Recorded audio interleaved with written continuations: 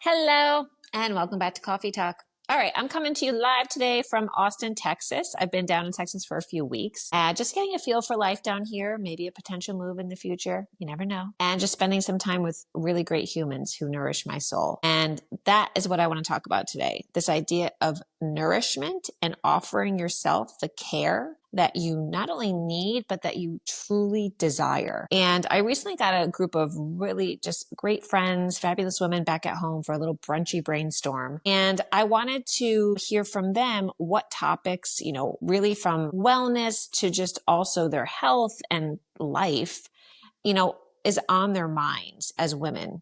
And each of these women were or are multi-talented. They're incredibly smart, just dynamic women, all that wear multiple hats, right? So mom, career, wife, partner, friend, caretaker, all the things. And what came bubbling up to the top of this conversation, it was like very clear from the get, was this very real desire to enjoy and live life more. And, seeking the support and the opportunity around all of that, right? And the tools and how can I get there? How can I get out of the overwhelm and the very real demands of all the hats that I wear to just feel that I have some time that I can take for myself. And this is a big one. And to feel that it's okay for me to do that, right? So that permission piece. And I get it.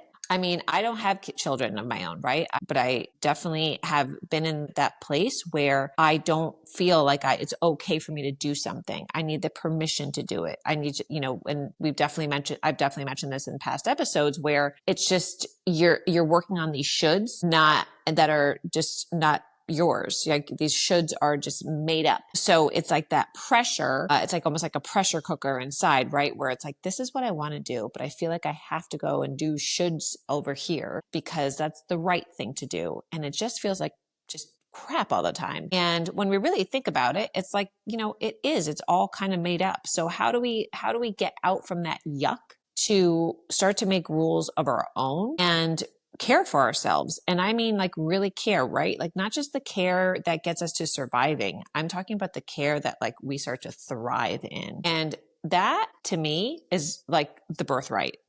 We are here to live. We are here to be of service for sure. Be of service, all the things, but live, right? Like this is something that for me too, I'm focusing on, keep ruminating on is live. And part of it for me too is getting stuck in the routine of life. And it's not that routines are bad, but it's how often are we stopping to assess, like, are these still working for me? Does this still make sense? Am I still this person? And these are not easy conversations, but that's kind of the point. When we're having these conversations and we start to face that resistance, that's where we have opportunity to lean in and start to kind of uncover some rocks, flip over some rocks and start to get really curious in those areas. So I have these core 4 pillars.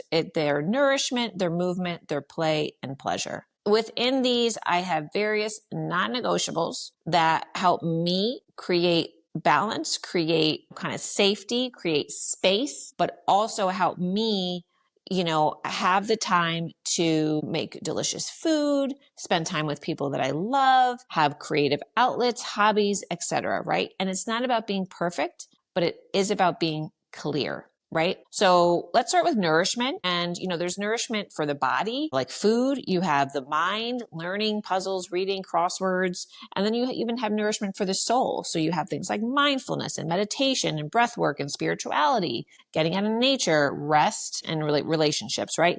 These are all ways that we nourish our body, mind, soul. Right? And how these will look for you and me are going to be very different based on your own desires, based on my desires, your goals, right? And if we pull back for just one moment to think about, what it means to truly acquire what we truly desire and to have it feel really good on the way to it and through it. And when we arrive, it requires us to get in right relation to it. And this was a big thing that I learned and I'm continuously learning and evolving into. And this goes for food. This goes for relationships, our body, our mind, our money, ourselves, everything. When we kind of pause and take a look around how we are operating, you're in relationship with all of it. You're in relationship with your home environment. You're in relationship with your relationships. You're in relationship relationship with what's on your plate. We have relationship with everything. So that's the piece, oftentimes, especially when we're talking, with food, and I work a lot with people for weight loss, right? It's not just what you're eating, it's your relationship with what you're eating. So spending some time to really think about and get down to and really identify and learn and be curious, like, oh, what is my relationship with food, right? So let's kind of spend some time talking about that piece, right? Is because, like I was saying, before you even get to what you eat, what's the relationship with what's on the plate or what could be on your plate, right? Because the beliefs of food have such an impact on how we choose. And, none of this is right or wrong. It's just being a human. And this is a reality, right? So for myself, I had a very love-hate relationship with food. I'm an Italian and Puerto Rican. Food to me is love, it's family, it's culture, it's delicious, it's carbs. And as someone who struggled with body image growing up, I feared food because I thought it would make me fat. And this led to disordered eating and body dysmorphia for years and years and years for myself. And it was just a massive amount of anxiety often, right? And in college, I would do this thing where I would calculate in my head, I would estimate out how many calories I consumed. And I would make sure when I went to the gym that I would burn them off. I became anemic. And I remember like a really good friend of mine, she came to visit me one day in my dorm and she just goes, Linda, enough. You're like literally gray. And she was, that mirror that I needed in that moment to kind of pull my stuff together in the sense of just taking care of myself more. Over time, one thing that's really helped me get into right relation with food is getting curious about how food actually like works within my body, right? Food as fuel, food as nourishment, food, because when you think about it, this is what's wild. Just think about this for a second. Our bodies, we are here because of food. So we are created from food within the womb. What your mom ate is essentially like how you were formed. She needed the fuel, the nutrients to create you, along with obviously sperm, egg, all that stuff. But the food is what nourishes it. So we're food. Isn't that wild? Wild. So when you look at it like that, number one, it's absolutely amazing. But number two, just kind of pause there for a second and just recognize for the average person, and I put myself in this bucket for many years. Like, we don't know. We have no idea. We have no idea about the food, and we are thrust into an environment. If you live in the United States, it's a very there's just so much around all the time. Food, food, food, food, food, food, food. So it's constantly around us. It's being advertised to us. It's on every single corner. I mean, it's so convenient. And it's also just hijacking our brains because of the way that, ultra processed and, many foods are made. Which brings me to, kind of back to, learning about food. And one of the big things that really helped me was attending a workshop with Dr. Mark Hyman. If you don't know who he is, go and follow him. Pioneer in functional medicine. And he had a book out. It was Eat Fat, Get Thin. And the workshop was something that he had put on. He was actually partnering with Zumba, and I was a Zumba instructor at the time. And he came to the convention, and I said, "Oh, I want to go do that.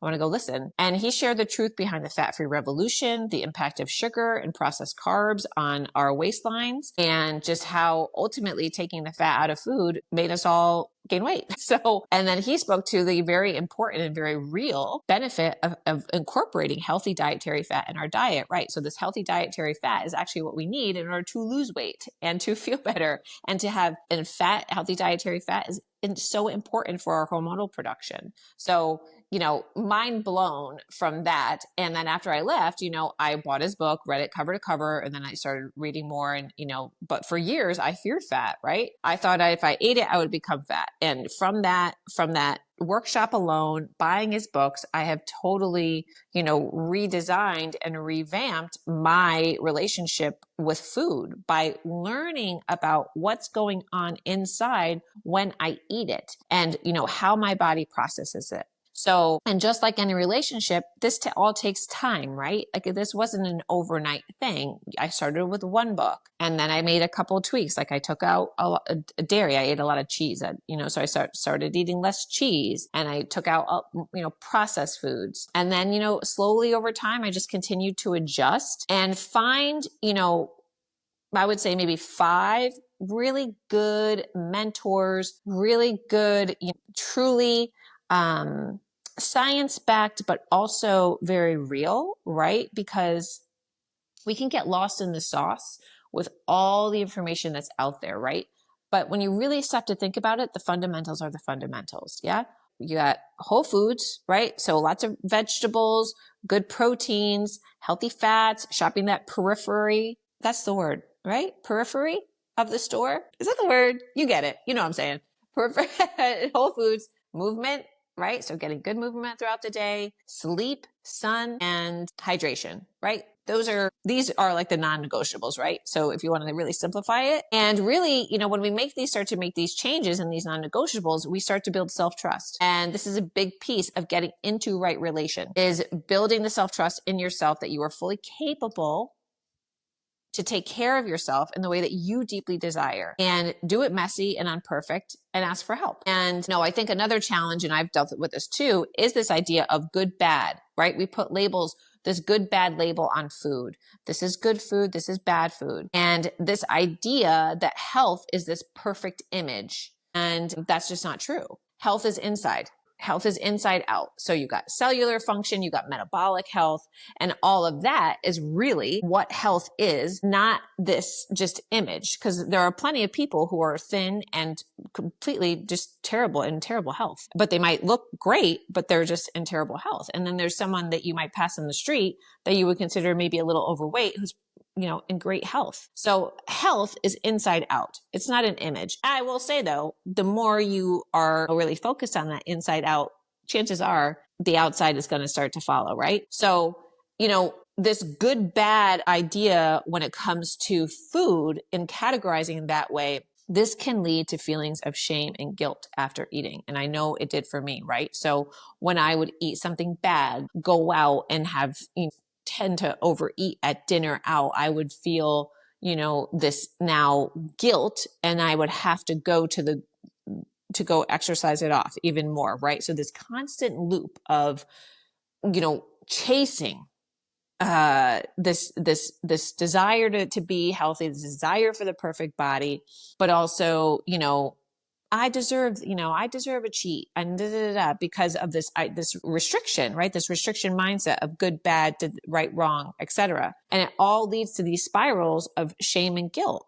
So we want to try to get away from that, because it's all just stories anyway, right? But food is food. Instead of thinking, good, bad, think of food on this continuum of more or less healthy. And if you're someone who desires to build health, then choosing foods that are more nutritionally dense is alignment, right? And your soul, your body loves alignment, right? So if that's what we're saying, that's what we're doing, that's alignment, and that feels really good. It might feel not so great in the beginning because we're doing a habit change, right? And that's when our nervous system starts to get into, ooh, we were so comfortable. Why are we changing the game here, right? If we just allow ourselves to kind of sit in that discomfort, and, when it comes to things like affirmations, right? Instead of saying to yourself, I'm a healthy person, which may or may not be true. Sometimes when we just kind of lay that down, our body is like, no, you're not. There's that little voice in our head, versus if you're, kind of new and you're just starting something out, I am becoming the healthiest version of me,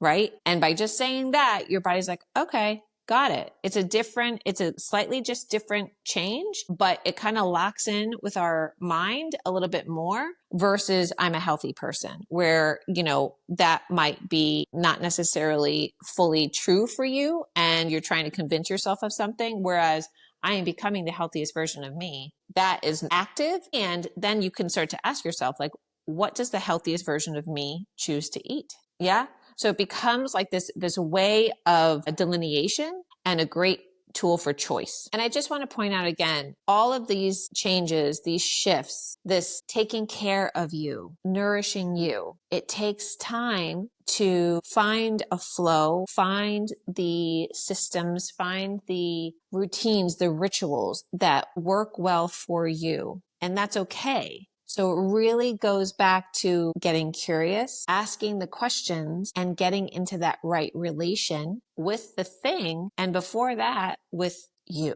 It all kind of always comes back to us, right? And getting curious and asking questions along the way to help you understand what your relationship is with food, with money, fill in the blank, right? Because when we stop, particularly, when it comes to our bodies and our health, when we stop chasing this image and start nourishing a feeling of health, like what does health feel like in my body? That's when magic starts to happen, right? That's where the magic really, really comes into play. So I want to leave you with a couple of questions that you can ask yourself to start kind of looking at that relation, right, with that you have with food, if this is, resonating with you.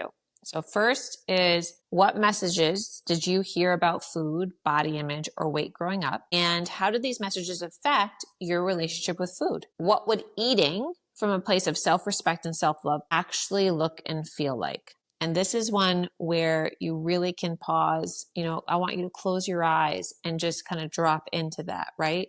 Drop into that feeling of what would nourishment and self-love and what would actually feel like and look like on your plate, in your refrigerator, right? Like for me, it's colors. So I see vegetables of all different colors. I see these, beautiful proteins. I see like avocado, it's very clear to me. Okay, next question. If your body could speak, what would it say it really needs from you and not from food? And this is for anyone that deals with, boredom eating, comfort eating. Yeah. So this is very real. I work with a lot of people, and myself included. I don't talk about anything that, quite frankly, I haven't gone through or haven't experienced in some way, shape, or form. When I really look back, particularly at either cravings or let's just say cravings, right? With cravings, oftentimes it's rest, sleep, and space. And then, when it comes to, or comfort, it's like I'm craving comfort from this thing when I can get that same comfort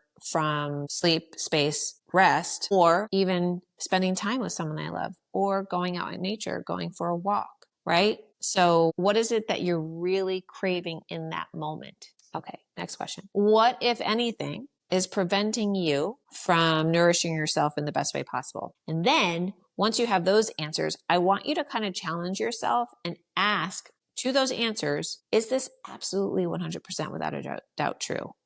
Like absolutely without a doubt. So for example, let's just say, budget, money is the reason that's preventing you from choosing healthier choices. Is that really true? Is it really true that there's no resources out there, that we can't find a healthy menu on a budget? Is that really true that that's the reason why? Or maybe, and again, I'm just tossing it out, is it maybe just carving out the time to look into where there's some help and some assistance? And maybe if we go even deeper, it's some sort of shame that you feel attached to that reality. And is that the reason? And again, not good nor bad, just is.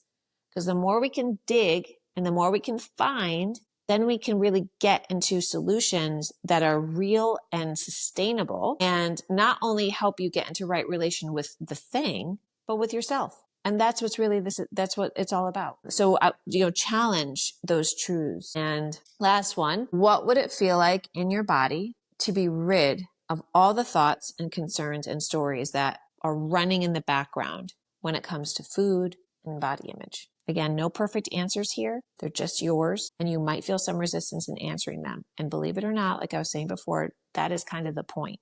Because if we want to be better, it will require us to look in that discomfort in the eye and challenge ourselves to sit in that resistance and build the capacity to think and operate differently within it, right?